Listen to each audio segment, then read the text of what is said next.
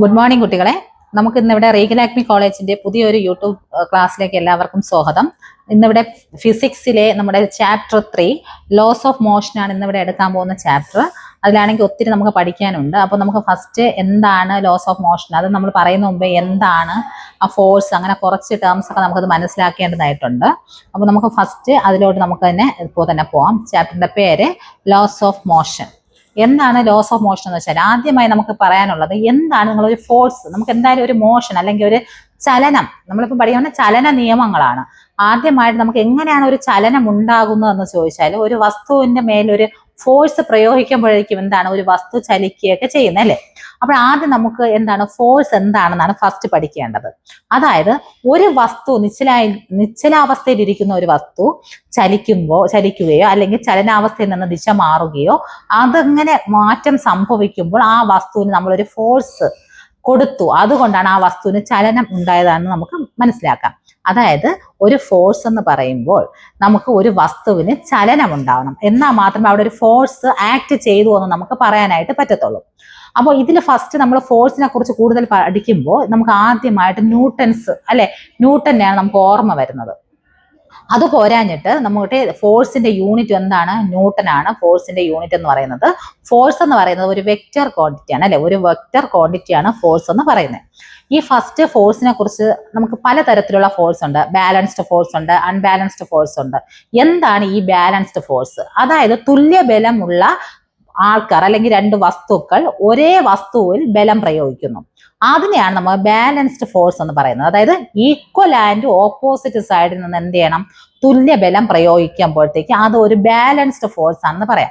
അതായത് നമ്മൾ എക്സാമ്പിൾ എടുക്കുകയാണെങ്കിൽ, ഇപ്പോൾ ഒരു നല്ലൊരു മേശ, ആ മേശയ്ക്ക് അപ്പുറത്തും ഇപ്പുറത്തും നിന്നിട്ട് എന്ത് ചെയ്യുന്ന തുല്യ ബലമുള്ള രണ്ടാൾക്കാര് ഓപ്പോസിറ്റ് സൈഡിൽ നിന്നിട്ട് ഒരേപോലെ ബലം അതിൽ കൊടുക്കുകയാണ്. ആ മേശയ്ക്ക് എന്ത് ചെയ്യണം, മൂവ് ചെയ്യിക്കാൻ വേണ്ടിയിട്ട് ഓപ്പോസിറ്റ് സൈഡിൽ നിന്ന് ബലം കൊടുക്കുന്നുണ്ട്. അതിനെയാണ് നമ്മൾ, പക്ഷെ എന്ത് ചെയ്യുന്നില്ല, ആ മേശ എന്ത് ചെയ്യുന്നില്ല, ചലനം സംഭവിക്കുന്നേ ഇല്ല. കാരണം എന്താണ്, അവിടെ ഒരു ബാലൻസ്ഡ് ഫോഴ്സ് ആണ് കൊടുത്തിട്ടുള്ളത്. അതായത് ഈക്വൽ ആൻഡ് ഓപ്പോസിറ്റ് സൈഡിലുള്ള ഫോഴ്സ് ആണ് നമ്മൾ കൊടുത്തിട്ടുള്ളത്. അപ്പോൾ എന്ത് ചെയ്യുന്നത്, അതിന് ചലനമാറ്റം സംഭവിക്കുന്നില്ല. ഇതിനെയാണ് എന്ത് പറയുന്നത്, ബാലൻസ്ഡ് ഫോഴ്സ് എന്ന് പറയുന്നത്. ഓക്കെ, പക്ഷെ അപ്പോൾ എന്തായിരിക്കും, തിരിച്ച് നേരെ ഓപ്പോസിറ്റ് ആയിരിക്കും അൺബാലൻസ്ഡ് ഫോഴ്സ്. എന്തായിരിക്കും, അതായത് ബലം ഒരു സൈഡിൽ നിന്ന് നമ്മൾ ഒരു വസ്തുവിനെ, ഇപ്പൊ ആ ഒരു മേശ തന്നെ നമ്മൾ എക്സാമ്പിൾ ആയിട്ട് എടുക്കുമ്പോഴത്തേക്ക് ആ ഒരു മേശ ഇരിക്കുന്നു, ഒരാൾ ആ മേശ മാത്രം ഒരു സൈഡിൽ നിന്നുകൊണ്ട് മാത്രം ഒരു ബലം പ്രയോഗിക്കുന്നു എന്ന് ഇരിക്കട്ടെ. അപ്പോഴത്തേക്ക് എന്താ, ആ മേശയ്ക്ക് എന്താണ് സ്ഥാനമാറ്റം സംഭവിക്കുന്നു. ഇതിനെയാണ് എന്ത് പറയുന്നത്, അൺബാലൻസ്ഡ് ഫോഴ്സ് എന്ന് പറയുന്നത്. അപ്പോൾ എന്താണ് ഫോഴ്സ്, മെയിൻ നമുക്ക് രണ്ടായിട്ട് ഡിവിഷൻ ചെയ്തതാണ് balanced force and unbalanced force. Balanced force എന്ന് പറഞ്ഞാൽ ഈക്വൽ ആൻഡ് ഓപ്പോസിറ്റ് ഫോഴ്സ് ആണ് എന്തോന്ന് പറയുന്നത്, ബാലൻസ്ഡ് ഫോഴ്സ് എന്ന് പറയുന്നത്.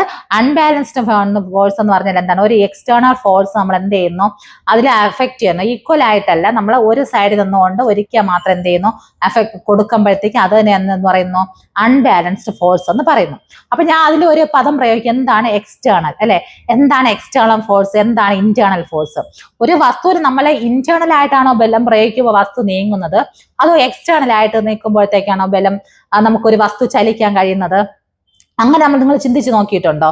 അപ്പോൾ നോക്കുക, നമുക്ക് ഒരു എക്സ്റ്റേണൽ ഫോഴ്സ് എന്നും അല്ലെങ്കിൽ ഒരു ഇന്റേണൽ ഫോഴ്സ് എന്ന് പറയുമ്പോൾ, ഈ ഇന്റേണൽ ഫോഴ്സ് എന്ന് പറയുമ്പോൾ അതിന് ഒരു എക്സാമ്പിൾ പറഞ്ഞുതരാം. നമ്മൾ ഒരു കാറിനകത്ത് ഇരിക്കുകയാണ്. അപ്പൊ നമ്മളൊരു കാറിനകത്ത് ഇരിക്കുകയാണ്, നമ്മൾ ആ കാറിനകത്ത് ഇരുന്നു കൊണ്ട് നമ്മൾ ആ കാറിനെ പുഷ് ചെയ്യുകയോ ചെയ്യുന്നുണ്ട്. ആ കാറിന് എന്തെങ്കിലും മാറ്റം സംഭവിക്കുമോ? ഒരിക്കലും ഇല്ല. അതായത് നമ്മൾ കാറിന്റെ അകത്ത് നിന്നുകൊണ്ട്, ആ വസ്തുവിന്റെ അകത്ത് നിന്നുകൊണ്ട് നമ്മൾ എന്ത് ചെയ്തു, നമ്മൾ ഒരു ഇന്റേണൽ ഫോഴ്സ് നമ്മൾ ആക്ട് കൊടുത്തു, പക്ഷെ എന്ത് ചെയ്തില്ല, പക്ഷെ ആ വസ്തുവിന് ചലനമാറ്റം സംഭവിച്ചില്ല. ആ ഒരു ഫോഴ്സിനെയാണ് നമ്മൾ എന്താണ് ഇന്റേണൽ ഫോഴ്സ് എന്ന് പറയുന്നത്. അതേസമയം അതേ കാർ തന്നെ അവിടെ നിർത്തിയിട്ടിരിക്കുന്നു, നമ്മൾ എന്ത് ചെയ്യുന്നു, പുറത്ത് നിന്നുകൊണ്ടൊന്ന് എന്ത് ചെയ്തു, പുഷ് ചെയ്യുകയോ ചെയ്തു. അപ്പോഴത്തെ ചെറിയ രീതിയിൽ അതിനെന്ത് ചെയ്യുന്നുണ്ട്, സ്ഥാനമാറ്റം, ഒരു ചെറിയ രീതിയിലെങ്കിലും അതിന് സ്ഥാനമാറ്റം സംഭവിക്കുന്നുണ്ട്. ഇതിനെയാണ് എന്ത് പറയുന്നത്, എക്സ്റ്റേണൽ ഫോഴ്സ് എന്ന് പറയുന്നത്. ഓക്കെ, മനസ്സിലായോ? അപ്പൊ എന്താണ് ഇന്റേണൽ ഫോഴ്സ്, എന്താണ് എക്സ്റ്റേണൽ ഫോഴ്സ് എന്ന് അറിയാലോ. അപ്പോ നമുക്ക് ഫോഴ്സിന്റെ ഇത് പറയുമ്പോഴത്തേക്ക് ഒരു എക്സ്റ്റേണൽ അൺബാലൻസ്ഡ് ഫോഴ്സ് നമ്മൾ ഒരു വസ്തുവിൽ കൊടുക്കുമ്പോഴത്തേക്ക് ആ വസ്തുവിന് സ്ഥാനമാറ്റം സംഭവിക്കുകയാണ് എങ്കിൽ നമ്മൾ അവിടെ ഒരു ഫോഴ്സ് കൊടുത്തു എന്ന് നമുക്ക് പറയാൻ പറ്റും. എങ്ങനെയുള്ള ഫോഴ്സ് ആണ്? ഒരു എക്സ്റ്റേണൽ അൺബാലൻസ്ഡ് ഫോഴ്സ് കൊടുക്കുമ്പോഴത്തേക്ക് ആ വസ്തുവിന് എന്ത് മാറ്റം സംഭവിക്കുന്നു, ചലനത്തില് മാറ്റം സംഭവിക്കുന്നുവെങ്കിൽ നമ്മൾ അവിടെ ഒരു ഫോഴ്സ് കൊടുത്തു എന്ന് നമുക്ക് പറയാൻ പറ്റും. ഓക്കെ, അപ്പൊ ഇതാണ് ഫോഴ്സിനെ കുറിച്ച് നമുക്ക് ഫണ്ടമെന്റൽ ആയിട്ട് കുറച്ച് അറിഞ്ഞിരിക്കേണ്ടത്. അപ്പോ ഈ ഫോഴ്സിന്റെ നമ്മുടെ മെയിൻ ആയിട്ട് ഫോഴ്സ് എടുക്കുമ്പോൾ ഞാൻ ആദ്യമേ പറഞ്ഞു എന്താണ്, നമുക്ക് ലോസ് ഓഫ് മോഷൻ എന്ന് പറയുമ്പോൾ ഫോഴ്സ് എന്താണെന്ന് അറിയണം, ഇന്റേണൽ ഫോഴ്സ് അത്രേ അറിഞ്ഞു. അതിനുശേഷം നമ്മൾ പഠിക്കാൻ ന്യൂട്ടൺസിന്റെ നമുക്ക് ലോസ് ഓഫ് മോഷൻ ആണ്. ആദ്യം ഈ ലോസ് കൊണ്ടുവന്നത് ഗലീലിയോ എന്ന് പറയുന്ന ശാസ്ത്രജ്ഞനാണ് എന്ത് ചെയ്തത്, ലോ ഓഫ് ഇനേർഷ്യ അതേപോലെ ലോ ഓഫ് ഈ മോഷനെ കുറിച്ച് കുറെ പരീക്ഷണങ്ങളൊക്കെ നടത്തിയതും അദ്ദേഹമാണ് ആദ്യമായിട്ട് ഒരു നിർവചനം തന്നത്. എന്ന് വെച്ചാല് നമുക്ക് ഒരു ബോഡി ചലിക്കുമ്പോൾ അല്ലെങ്കിൽ ഒരു സ്ട്രെയിറ്റ് ലൈനിൽ തുടരുമ്പോൾ ഒരു സ്റ്റേറ്റിൽ തുടരുമ്പോഴോ ചലിച്ചു കൊണ്ടിരിക്കുന്നു ആകുമ്പോൾ ആ വസ്തുവിന് സ്ഥാനമാറ്റങ്ങളൊന്നും സംഭവിക്കുന്നില്ല എന്നാണ് ആദ്യമായിട്ട് എന്ത് ചെയ്തത് നമ്മുടെ ഗലീലിയോ പറഞ്ഞത്. അതായത് the body at rest or continuous or a remain at rest and body or in motion or a straight line അല്ലെ. അതായത് ഒരു ബോഡി ചലിച്ചുകൊണ്ടിരിക്കുകയോ അതായത് ചലനാവസ്ഥയിലോ നേർരേഖയിലോ തുടർന്നുകൊണ്ടേയിരിക്കും. ആ ഒരു ഇതിന് എന്ത് ചെയ്യുന്നില്ല, അതിൽ എന്തെങ്കിലും മാറ്റം സംഭവിക്കുന്നുണ്ടോ അതിനെയൊക്കെ കുറിച്ച് പരീക്ഷണം നടത്തിയത് ആദ്യമായിട്ട് ആരാണ്, നമ്മുടെ ഗലീലിയോ എന്ന് പറയുന്ന പ്രശസ്തനായ ശാസ്ത്രജ്ഞനാണ്. അതായത് the property of an object by which the resist of change on its state and rest a uniform motion in a straight line is called inertia. എന്താണ് അവിടെ ഇനേർഷ്യ എന്നുകൂടെ നമ്മൾ പഠിക്കണം. ആദ്യമായിട്ട് അദ്ദേഹം ഇനേർഷ്യ എന്ന പദമാണ് നമുക്ക് പരിചയപ്പെടുത്തി തരുന്നത്. ആരാണ്, ഗലീലിയോ. അപ്പൊ അത് ആദ്യത്തെ ഇനേർഷ്യ. എന്താണ് ഇനേർഷ്യ എന്ന് വെച്ചാൽ ഞാൻ ഇപ്പം പറഞ്ഞു, അതായത് ഒരു സ്റ്റേറ്റ് ഓഫ് റെസ്റ്റിലോ ഒരു യൂണിഫോം മോഷനിലോ ഒരു വസ്തു ഇരിക്കുമ്പോൾ അതിനെ ചേഞ്ച് ചെയ്യാൻ വേണ്ടി നമ്മൾ അതിന് സാധിക്കാതെ വരും, അതിനൊരു കഴിവില്ലായ്മ, അതായത് അതിന് ആ ഒരു എബിലിറ്റി ഇല്ല. അതായത് നേർരേഖയിൽ ഇരുന്നാൽ അതെന്ത് ചെയ്യുക, അങ്ങനെ തന്നെ നേർരേഖയോടെ തന്നെ പോയിക്കൊണ്ടിരിക്കും. ഒരു നിശ്ചലാവസ്ഥയിലാണ് ആ ഒരു പ്രോപ്പർട്ടി ഇരിക്കുന്നുണ്ടെങ്കിൽ അത് നിശ്ചലാവസ്ഥയിൽ തന്നെ ഇരിക്കും. അതിനെ മറ്റൊന്ന് നിശ്ചലാവസ്ഥയിൽ ഇരുന്ന് മൂവ്മെന്റ് ചെയ്യാനുള്ള ആ ഒരു കഴിവില്ല, എബിലിറ്റി അതിന് കുറവാണ്, അതിനൊരു മടി അല്ലെങ്കിൽ ആ ഒരു കഴിവില്ലായ്മയാണ് എന്തെന്ന് പറയുന്നത്, ഇനേർഷ്യ എന്ന് പറയുന്നത്. ഇനേർഷ്യയുടെ മലയാളം എന്താണ്, ജഡത്വം. അതായത് ജഡത്വ നിയമം ആണ്. ഓക്കെ, അപ്പോൾ ലോസ് ഓഫ് ഇനേർഷ്യ എന്ന് പറഞ്ഞാൽ എന്താണ്, the property of an object by which is resist a change is a state and a rest in a uniform motions in a straight line is called inertia. എന്താണ് അതിനർത്ഥം, ഒരു സ്റ്റേറ്റിലോ ഒരു uniform മോഷനിലോ എന്താണ് change ചെയ്യാൻ സാധിക്കാതെ വരുന്ന നമുക്ക് അതിനുള്ള കഴിവില്ലായ്മ എന്ന് നമുക്ക് അങ്ങനെ വേണമെങ്കിലും പറയാം. അതായത് അതിനെയാണ് പറ്റാത്ത ആ ഒരു അവസ്ഥയാണ് എന്തെന്ന് പറയുന്നത്, നമുക്ക് ഇനേർഷ്യ എന്ന് പറയുന്നത്. ഇനേർഷ്യ നമുക്ക് പല രീതിയിലുണ്ട്. ഇനേർഷ്യ ഓഫ് മോഷൻ ഉണ്ട്, അതേപോലെ ഇനേർഷ്യ ഓഫ് റെസ്റ്റ് ഉണ്ട്, ഇനേർഷ്യ ഓഫ് ഡയറക്ഷൻ ഉണ്ട്. 3 തരത്തിലുള്ള നമുക്ക് ഇനേർഷ്യ പറയാൻ പറ്റും. ഏതൊക്കെയാണ്, inertia of rest, inertia of direction and inertia of motion. ഇതിലാണെങ്കിൽ ആ ഒരു റെസ്റ്റ് നമ്മൾ നേരത്തെ പറയാം, എന്ന് വെച്ചാൽ ഒരു വസ്തു റെസ്റ്റിലിരിക്കുമ്പോൾ റെസ്റ്റിൽ തന്നെ തുടരാനുള്ള ആ ഒരു ടെൻഡൻസി ആയിരിക്കും കാണുന്നത്. അതിനെയാണ് നമ്മൾ എന്ത് പറയുന്നത്, ഇനേർഷ്യ ഓഫ് റെസ്റ്റ് എന്ന് പറയുന്നത്.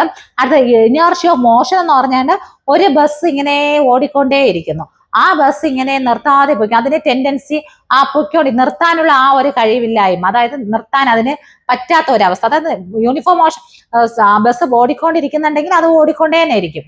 അപ്പോഴത്തേക്ക് അതിനുള്ളതിനെ എന്ത് പറയുന്നു, ഇനേർഷ്യ ഓഫ് മോഷൻ. അതേപോലെ ഇനേർഷ്യ ഓഫ് ഡയറക്ഷൻ എന്ന് പറയുമ്പോൾ എന്താണ്, നമ്മളിപ്പോ ഒരു നേർരേഖയിലിരിക്കുന്ന ബസ് കുറച്ച് കഴിയുമ്പോൾ എന്താണ്, ചിലപ്പോൾ ലെഫ്റ്റിലോ റൈറ്റിലോട്ട് എന്ത് ചെയ്യുന്നുണ്ട്, മാറുന്നുണ്ട്. അപ്പൊ എന്താ, ഡയറക്ഷൻ മാറ്റാൻ നമുക്ക് എന്ത് ചെയ്യുന്നു, പറ്റുന്നുണ്ട്, അതിന് ശ്രമിക്കുന്നുണ്ട്. ചിലപ്പോൾ എന്താ, നമ്മൾ ഡയറക്ഷൻ മാറ്റി പോകുമ്പോൾ അതേ ഡയറക്ഷനിൽ പോകും, അടുത്ത് നമ്മൾ ഡയറക്ഷൻ മാറ്റുമ്പോഴത്തേക്ക് വേറൊരു ഡയറക്ഷനിലോട്ട് പോകും. അപ്പൊ ഇതിനെയാണ് എന്ത് പറയുന്നത്, ഇനേർഷ്യ ഓഫ് ഡയറക്ഷൻ എന്ന് പറയുന്നത്. അപ്പൊ ഇനേർഷ്യ എന്താണെന്ന് അറിയണം. ഇനേർഷ്യ 3 തരത്തിലുള്ള ഇനേർഷ്യ ഉണ്ട്. ഏതൊക്കെയാണ്, ഇനേർഷ്യ ഓഫ് റെസ്റ്റ് ഉണ്ട്, inertia of motion and inertia of last one is inertia of direction. Okay, അപ്പോൾ ഒരിക്കൽ കൂടെ ഇത്രയും മനസ്സിലായോ. ഇനേർഷ്യ എന്ന് വെച്ചാൽ എന്താണ്, the property of an object by which it resist a change in its states or in a uniform motions in a straight line is called inertia. Inertia has 3 types: inertia of rest, inertia of motion and inertia in direction. ഈ 3 തരത്തിലുള്ള inertias ഉണ്ട്. അപ്പോൾ ഇത്ര ആദ്യം നമ്മൾ ഇതാണ് ആദ്യത്തെ ഒരു ലോസ് ഓഫ് ഇനേർഷ്യ എന്ന് പറയുന്ന സംഭവം. ഈ സംഭവത്തെ തന്നെയാണ് നമ്മുടെ ന്യൂട്ടൺ, അതായത് ഐസക് ന്യൂട്ടന്റെ ലോസിലെ ഫസ്റ്റ് ലോയിനെയാണ്, ഈ ലോ തന്നെയാണ്, ഇതേ സെന്റൻസ് തന്നെയായിരിക്കും നമ്മുടെ എന്താണ് ഫസ്റ്റ് ലോയില് ന്യൂട്ടൺ പറയുന്നത്. എന്താണ് ഫസ്റ്റ് ലോ എന്ന് പറയുന്നത്, അപ്പോഴും ഒരു വസ്തു നിശ്ചലാവസ്ഥയിലോ നേർരേഖയിലോ തുടരാൻ വേണ്ടി അത് ശ്രമിക്കുന്നു അല്ലെ. ആ ഒരു അതിനെയാണ് എന്ത് പറയാം, നമ്മളെ ഇനേർഷ്യ തന്നെയാണ്. ലോസ് ഓഫ് ഇനേർഷ്യയുടെ വേറൊരു പേര്, അല്ലെങ്കിൽ ന്യൂട്ടൺസിന്റെ ഫസ്റ്റ് ലോയിൽ ലോസ് ഓഫ് ഇനേർഷ്യ ഒന്ന് തന്നെയാണ്. Every body continues to be its states rest and uniform motions in a straight line unless compelled by some external force to change that states.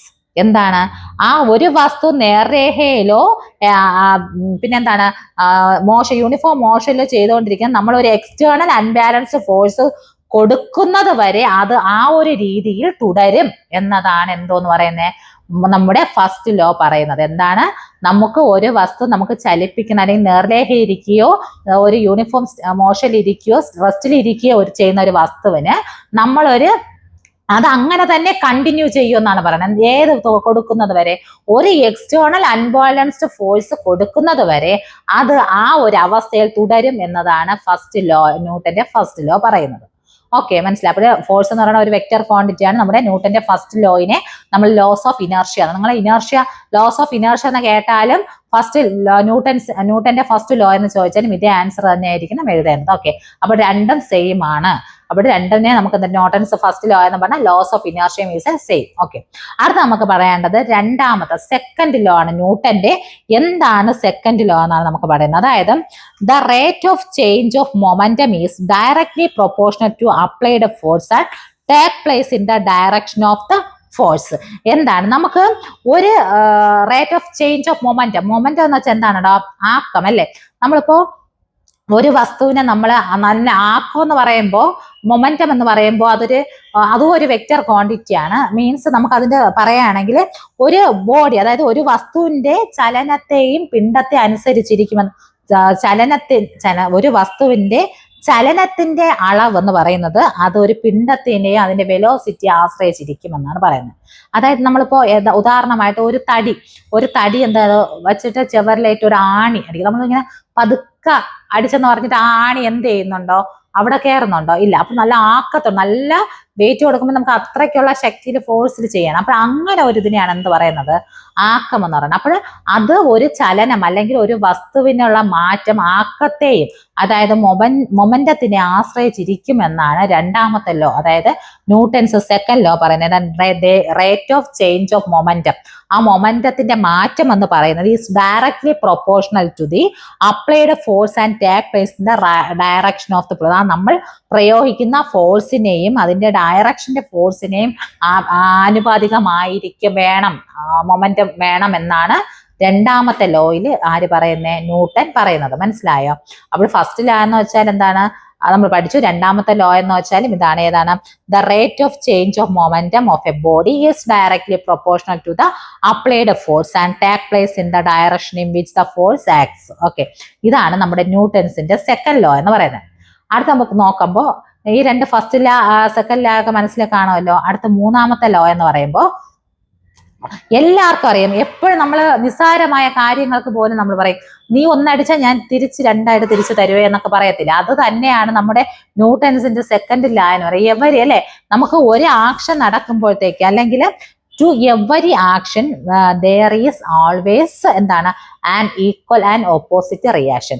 ഏതൊരു action നടക്കുമ്പോൾ ഏതൊരു ആക്ഷനും അതിന്റെ തുല്യവും വിപരീതവുമായ ഒരു പ്രതിപ്രവർത്തനമുണ്ട്.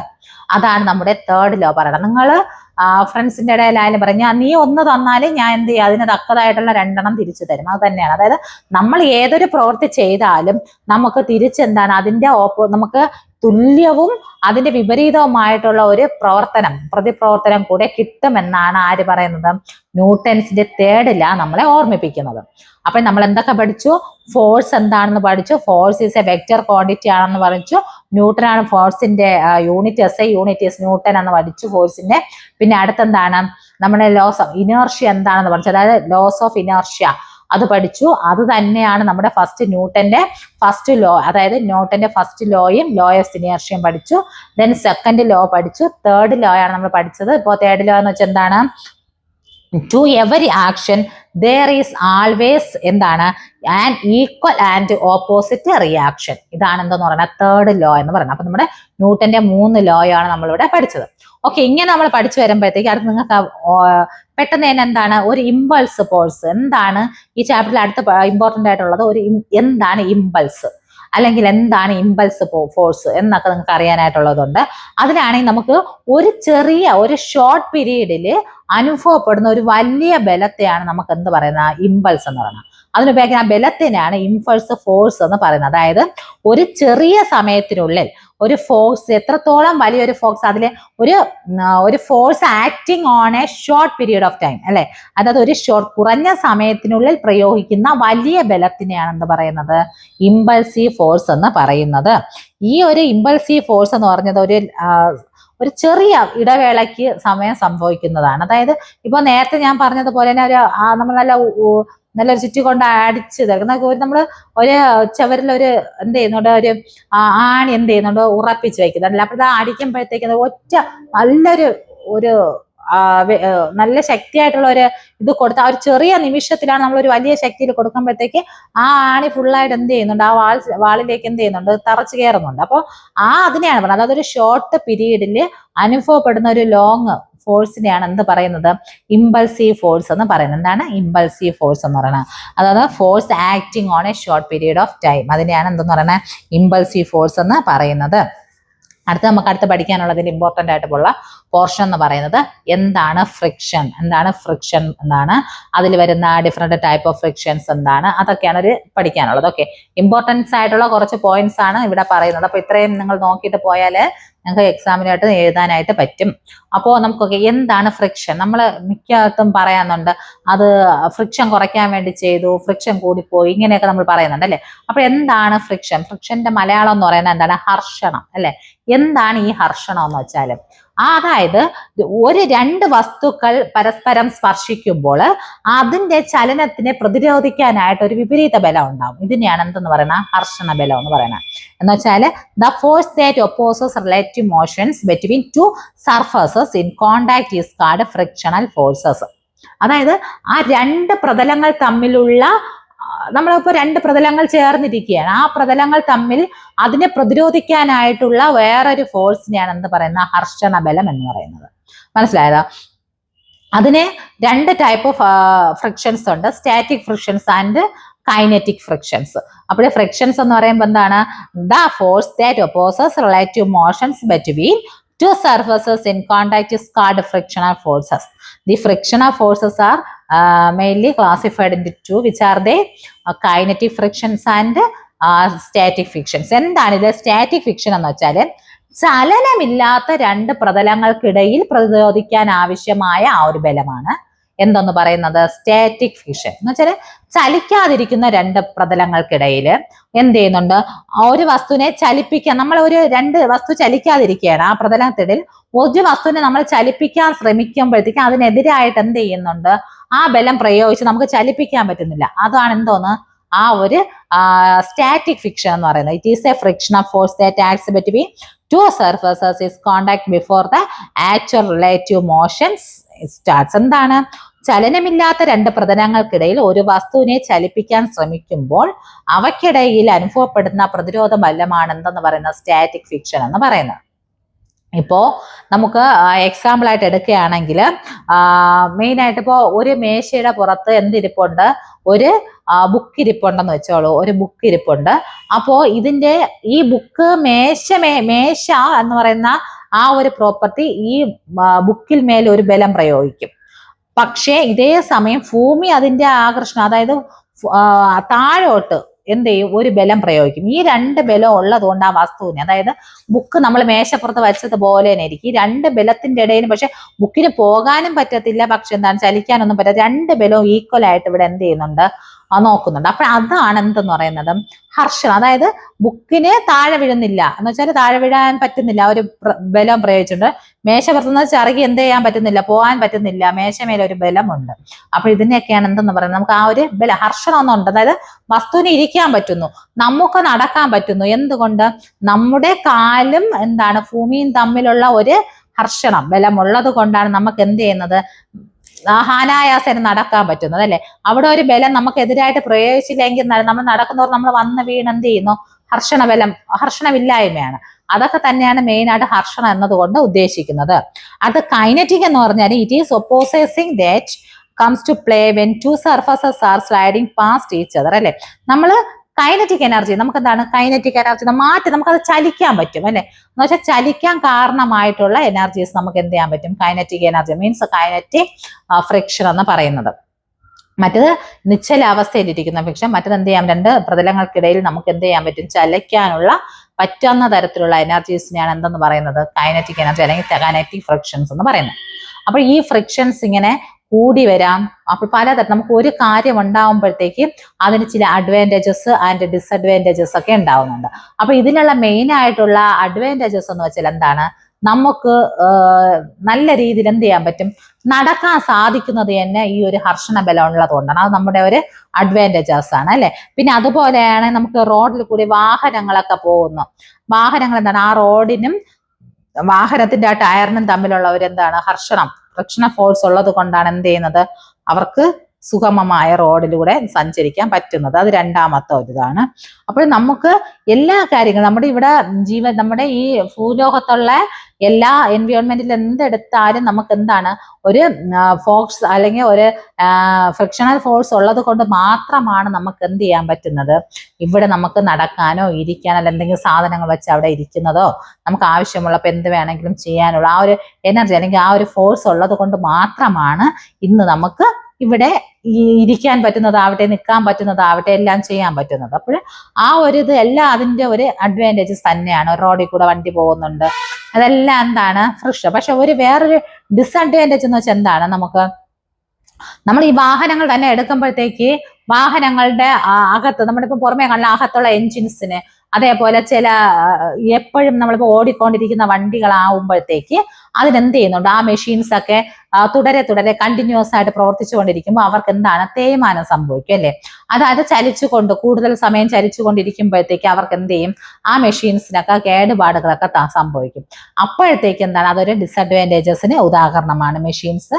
അതായത് മെഷീൻസിന്റെ ബോഡി പാർട്സ്, പല different type of body parts എന്താണ് എക്യുപ്മെന്റ്സിനൊക്കെ ഭയങ്കരത്ത് ബാധിക്കുന്നുണ്ട്. അപ്പോൾ പെട്ടെന്ന് എന്താണ് നമുക്ക് മനുഷ്യന് എന്താണ് ചെലവാണ് അല്ലെ. ഇതെല്ലാം എന്ത് ചെയ്യും, അതൊക്കെ ഒരു ഡിസഡ്വാൻറ്റേജസ് ആണ്. പിന്നെ ഇത് ഡിസഡ്വാൻറ്റേജസ് ഉണ്ട് എങ്കിലും നമുക്ക് ഇതിന് പല വഴികളൊക്കെ ഉണ്ട്. നമുക്ക് എന്തൊക്കെ കുറയ്ക്കാൻ വേണ്ടി ഇപ്പോൾ നമ്മൾ പറഞ്ഞു മെഷീൻസിന്റെ ഇതില്, അപ്പോൾ നമുക്ക് എന്ത് ചെയ്യാൻ പറ്റും, നല്ല തരത്തിലുള്ള ലൂബ്രിക്കേഷൻസുകൾ ഉപയോഗിച്ച് എന്ത് ചെയ്യാൻ പറ്റും, നമുക്ക് ഫ്രിക്ഷണൽ കുറയ്ക്കാൻ പറ്റും. ഓയിൽസ് ഒക്കെ ഇട്ടതിന് ശേഷം എന്ത് ചെയ്യാം, മെഷീൻസ് ഒക്കെ നമുക്ക് ചെയ്യാൻ പറ്റും. നമ്മുടെ ഇപ്പോ ഉദാഹരണത്തിന് ഒരു നിസ്സാര കാര്യം തന്നെ എടുക്കാം. നമ്മളൊരു വാതിലല്ലേ, നമുക്കൊരു വാതിൽ താക്കോല് ചിലപ്പോൾ നമ്മൾ ഇടുമ്പോഴത്തേക്ക് എന്താണ്, നമുക്കത് തിരിക്കാനോ അങ്ങോട്ട് സ്ട്രക്ക് ആയതുപോലെ ഇരിക്കും അല്ലെ, ഒരു ഭയങ്കരത്തെ ഒരു ടൈറ്റ്നെസ് ഫീൽ ചെയ്യും. അപ്പൊ നമ്മൾ എന്ത് ചെയ്യുന്നുണ്ട്, അതിൽ വല്ല എണ്ണയോ അല്ലെങ്കിൽ എന്തെങ്കിലും ലൂബ്രിക്കേഷൻസ് അതിൽ വീഴ്ത്തിയാലത്തേക്ക് കുറച്ച് സമയത്തേക്ക് ശേഷം നമ്മൾ എന്ത് ചെയ്യുന്നു, അത് കറക്റ്റ് ആയിട്ട് നോക്കിയാൽ കറക്റ്റ് രീതിയിൽ അത് എന്ത് ചെയ്യുന്നുണ്ട്, മാനേജ് ചെയ്ത് വരാൻ പറ്റുന്നുണ്ട്. അപ്പോൾ അതേപോലെ രീതിയിൽ ഇരുന്നാൽ നമുക്ക് എന്താണ്, ഒരിക്കലും അത് ആക്റ്റീവായിട്ട് നമുക്കത് പർപ്പസ്ഫുള്ളി എന്ത് ചെയ്യാൻ പറ്റത്തില്ല, കറക്റ്റ് ആയിട്ട് അത് ചെയ്യാൻ പറ്റത്തില്ല. അപ്പൊ നമ്മൾ എന്ത് ചെയ്യുന്നു, അതിന് മുന്നോടിയായിട്ട് നമ്മൾ എന്ത് ചെയ്യുന്നു, അതിനൊരു ഒരു ലൂബ്രിക്കേഷൻസ് ഉപയോഗിച്ചു. അപ്പോൾ അതിനും തടയാൻ വേണ്ടിയിട്ട് നമുക്ക് എന്തൊക്കെയുണ്ട്, ഫ്രിക്ഷണൽ ഫോഴ്സിനെ എഫക്ട് ചെയ്യാതിരിക്കാൻ വേണ്ടിയിട്ട് നമുക്ക് അതിനെതിരായിട്ട് ലൂബ്രിക്കേഷൻസോ അങ്ങനെ പലതരത്തിലുള്ള മെത്തേഡ്സ് ഒക്കെ നമുക്ക് ഫോളോ ചെയ്യാൻ പറ്റുന്നുണ്ട്. അപ്പോൾ നമ്മുടെ ഈ ലോസ് ഓഫ് മോഷനിൽ മെയിൻ ആയിട്ട് ഇത്ര കാര്യങ്ങളാണ് ഉള്ളത്. അപ്പൊ നമ്മൾ ഇന്ന് എന്തൊക്കെയാണ് പഠിച്ചത് ഒന്ന് പറഞ്ഞേ. എന്താണ് ഫോഴ്സ് എന്ന് പഠിച്ചു, എന്താണ് ബാലൻസ്ഡ് ഫോഴ്സ്, ഇൻബാലൻസ്ഡ് ഫോഴ്സ് എന്തെന്ന് പഠിച്ചു, എക്സ്റ്റേണൽ ഫോഴ്സ് എന്തെന്ന് പഠിച്ചു, ഇന്റേണൽ ഫോഴ്സ് എന്തെന്ന് പഠിച്ചു, ലോസ് ഓഫ് ഇനർഷ്യ പഠിച്ചു, ന്യൂട്ടൺസ് ഫസ്റ്റ് ലോ പഠിച്ചു, ന്യൂട്ടൺസ് സെക്കൻഡ് ലോ പഠിച്ചു, ന്യൂട്ടൺസ് തേർഡ് ലോ പഠിച്ചു. നെക്സ്റ്റ് നമ്മൾ ഇമ്പൾസീവ് ഫോഴ്സ് പഠിച്ചു. പിന്നെ എന്താ പഠിച്ചേ, ലാസ്റ്റ് വൺ ഈസ് നമ്മൾ ഫ്രിക്ഷൻ പഠിച്ചു, ഡിഫറെന്റ് ടൈപ്പ് ഓഫ് ഫ്രിക്ഷൻസ് പഠിച്ചു, അതിന്റെ അഡ്വാൻറ്റേജസ് പഠിച്ചു, ഡിസഡ്വാൻറ്റേജസ് പഠിച്ചു, പിന്നെ അത് തടയാനുള്ള കാര്യങ്ങളൊക്കെ നമ്മൾ പഠിച്ചു അല്ലേ. ഇത്രയും കാര്യങ്ങളാണ് നമ്മൾ ഇന്ന് ഇവിടെ ഈ ക്ലാസ്സിൽ പഠിച്ചത്. അപ്പോൾ ഒരിക്കൽ കൂടെ ഓർമ്മ വയ്ക്കുന്നത് നമ്മുടെ ഈ ലോസ് ഓഫ് മോഷൻ എന്ന് പറയുന്ന ഫസ്റ്റ് ഫണ്ടമെന്റ് ആയിട്ടുള്ള കാര്യങ്ങളാണ്. അപ്പോൾ നമുക്കൊന്ന് റിവൈൻഡ് ചെയ്യാൻ വെറുതെ എന്താണ്, നമുക്ക് ആദ്യമായിട്ട് ബാലൻസ്ഡ് ഫോഴ്സ് എന്താണ്, ഇൻബാലൻസ്ഡ് ഫോഴ്സ് എന്താണ്, ഒരു വസ്തുവിന് മേലെ തുല്യം വിപരീതമായിട്ട് ഒരു ഈക്വൽ ആൻഡ് ഓപ്പോസിറ്റ് ഡയറക്ഷൻസിൽ ഒരു വസ്തുവിനെ നമ്മൾ എന്ത് ചെയ്യുന്നു, ഫോഴ്സ് എഫക്ട് ചെയ്യുക, ആ ഫോഴ്സ് കൊണ്ട് അതിന് ചലനമൊന്നും ഉണ്ടാകുന്നില്ല, അത് ആ അവസ്ഥയിൽ തന്നെ ഇരിക്കുന്നു എന്നതാണ് എന്തോന്ന് ആദ്യത്തെ നമ്മൾ പഠിച്ച ബാലൻസ്ഡ് ഫോഴ്സ് എന്ന് പറയുന്നത്. അടുത്ത ഇൻബാലൻസ്ഡ് ഫോഴ്സ് എന്ന് പറഞ്ഞാൽ എന്താണ്? അല്ലാതെ വ്യത്യസ്ത തരത്തിലുള്ള ഫോഴ്സുകളാണ് ഉപയോഗിക്കുന്നതെങ്കിൽ വസ്തുവിന് എന്ത് ചെയ്യാൻ പറ്റും? ചലനം ഉണ്ടാക്കാൻ പറ്റുമെന്ന് പഠിച്ചു. അത് അൺബാലൻസ്ഡ് ഫോഴ്സ് ആണ്. അപ്പോൾ ഒരു വസ്തു നീങ്ങണമെങ്കിൽ എന്ത് ചെയ്യണം? നമ്മൾ എക്സ്റ്റേണൽ ആയിട്ടുള്ള അൺബാലൻസ്ഡ് ഫോഴ്സ് കൊടുത്താൽ മാത്രമേ ഒരു പ്രോപ്പർട്ടിക്ക് എന്താണ് സ്റ്റേറ്റ് ഓഫ് മോഷനിൽ നിന്ന് അല്ലെങ്കിൽ യൂണിഫോം മോഷനിലോട്ട് അതിനെ എന്ത് ചെയ്യാൻ പറ്റത്തുള്ളൂ? ചലിക്കാൻ പറ്റുകയുള്ളൂ എന്ന് നമ്മൾ പഠിച്ചു. അതിനെയാണ് നമ്മൾ എന്താന്ന് പറഞ്ഞാൽ ലോസ് ഓഫ് ഇനർഷ്യ എന്ന് പഠിച്ചു. അതായത് സ്റ്റേറ്റ് ഓഫ് റെയിൻ എന്താണ്? നമ്മൾ ഒരു വസ്തുവിനെ ചലിപ്പിക്കുക അല്ലെങ്കിൽ നേരെയിരിക്കുന്ന വസ്തു അതിനെ എന്താണ്? അത് സ്റ്റേറ്റ് ഓഫ് റെസ്റ്റിലോ യൂണിഫോം മോഷനിലോ ഇരിക്കുന്നതിന്റെ അതിനു വേണ്ടി എന്ത് ചെയ്യുന്നു? നമ്മളൊരു ഫോഴ്സ് എക്സ്റ്റേണൽ അൺബാലൻസ്ഡ് ഫോഴ്സ് കൊടുക്കുന്നത് വരെ ആ അവസ്ഥയിൽ തുടരുമെന്നതാണ് എന്തോന്ന് ഫസ്റ്റ് ലോ ഓഫ് മോഷൻസിൽ പറയുന്നത്. സെക്കൻഡ് ലോ മോഷൻസ് നമ്മളുടെ ആക്ട് ഓഫ് എന്താണ്? Opposite and equal change of momentum അല്ലെ, മൊമെന്റത്തെ കുറിച്ചാണ് സെക്കൻഡ് ലോയിൽ പറയുന്നത്. തേർഡ് ലോ എന്താണ്? Is an equal and every action there is an equal and opposite reaction എന്ന് പഠിച്ചു. അടുത്ത ഇമ്പൾസീവ് ഫോഴ്സ് എന്ന് പറഞ്ഞാൽ ഒരു വലിയ ചെറിയ ഒരു സമയപരിധിക്കുള്ളിൽ നിന്ന് അഫക്റ്റ് ചെയ്യുന്ന വലിയൊരു ഫോഴ്സിനെയാണ് എന്ത് പറയുന്നത്? നമ്മുടെ ഇമ്പൾസീവ് ഫോഴ്സ് എന്ന് പറയുന്നത്. അടുത്ത നമ്മൾ പഠിച്ച ഫ്രിക്ഷൻ എന്ന് വെച്ചാൽ എന്താണ്? ഇത് opposite relative motions between two surfaces contacted it is called frictional force. Frictional force is two types. ഏതൊക്കെയാണ്? Kinetic friction and static friction എന്ന് പറഞ്ഞു. അതിനെ നമുക്ക് അതിന്റെ അഡ്വാൻറ്റേജസും ഡിസഡ്വാൻറ്റേജസും പഠിച്ചു. അപ്പോൾ ഈ ചാപ്റ്ററിൽ ഇമ്പോർട്ടൻ്റ് ആയിട്ടുള്ള ഇത്രയും കാര്യങ്ങൾ നിങ്ങൾ നോക്കിയാൽ നിങ്ങൾക്ക് എക്സാമിലോട്ട് നിങ്ങൾക്ക് നന്നായിട്ട് എഴുതാൻ പറ്റും. ബാക്കി ഇതിന്റെ കുറച്ച് പ്രോബ്ലംസ്, അതായത് ഫസ്റ്റ് ലോയുടെ കുറച്ച് പ്രോബ്ലംസ്, സെക്കൻഡ് ലോ ഇതിന്റെയൊക്കെ പ്രോബ്ലംസ് ആയിട്ട് വേറൊരു അതായത് ഓൺലൈൻ ക്ലാസ്സിലോട്ട് നമുക്ക് നന്നായിട്ട് അത് നോക്കാം. ഇതിപ്പോൾ നമ്മുടെ തിയറിക്ക് വേണ്ടിയിട്ടുള്ള, അതായത് നിങ്ങൾ ഫണ്ടമെന്റൽ ആയിട്ട് സയൻസ് ഫിസിക്സ് ബാച്ചിലോട്ട് എന്തൊക്കെയാണ് നിങ്ങൾക്ക് പഠിക്കാൻ വരുന്നതെന്നുള്ളതാണ് ഇതിൽ എടുത്തിട്ടുള്ളത്. അപ്പോൾ ഇതെല്ലാം നിങ്ങൾക്ക് മനസ്സിലായി കാണുമെന്ന് വിചാരിക്കുന്നു. നിങ്ങളൊന്ന് നോക്കുക. ടെക്സ്റ്റിന്റെ ബാക്കിൽ അതായത് കുറച്ച് ക്വസ്റ്റ്യൻസ് ഉണ്ടായിരിക്കും. ആ ക്വസ്റ്റ്യൻസ് കൂടെ ഒന്ന് ജസ്റ്റ് റെഫർ ചെയ്ത് നോക്കുക. എന്തെങ്കിലും ഡൗട്ട് ഉണ്ടെങ്കിൽ നമുക്ക് കമന്റ് രൂപത്തിലോ നേരിട്ട് വിളിച്ച് ചോദിക്കുകയോ ചെയ്യാം. അപ്പോൾ നമുക്ക് അടുത്ത ഫിസിക്സിന്റെ വേറൊരു ഓൺലൈൻ ക്ലാസ്സുമായിട്ട് വീണ്ടും കാണാം. അതുവരെ ഓക്കെ, താങ്ക് യു.